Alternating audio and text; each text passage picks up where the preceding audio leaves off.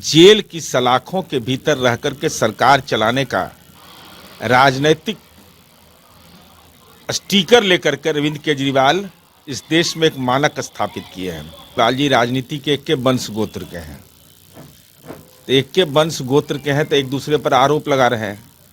अब अरविंद केजरीवाल जी कह रहे हैं कि नेशनल हेराल्ड के मामले में क्लीन चिट कैसे मिल गया। और अरविंद केजरीवाल जी स्वाभाविक रूप से 2 पर 1 फ्री वाले हैं, 2 बोतल लीजिए 1 फ्री। तो स्वाभाविक है केजरीवाल जी का ज्ञान अभी बहुत बड़े दायरे में है। इस देश के अंदर जब संविधान है तो कोई किसी से डरता नहीं है।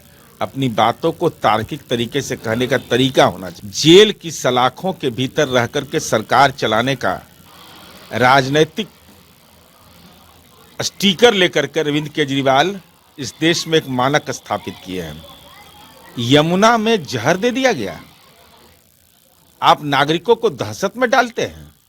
और आपने कहा कि हरियाणा की सरकार ने यह कर दिया और उत्तर और दिल्ली में आप 10 वर्षों से सरकार चला रहे हैं, तो जल की जांच करने का आपके पास कोई संस्थान नहीं है।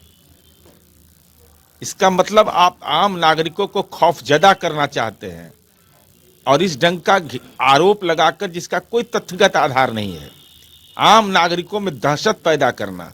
चूंकि पूर्वांचल के लोग यमुना नदी का बेहतर उपयोग करते हैं, तो पूर्वांचल के लोगों के प्रति मन में दुराभाव तो अरविंद केजरीवाल का है।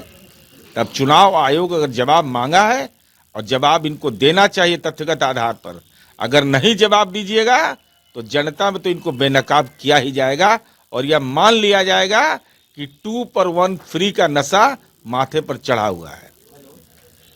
महाकुंभ में भगदड़ हुई है, कई लोग घायल हो गए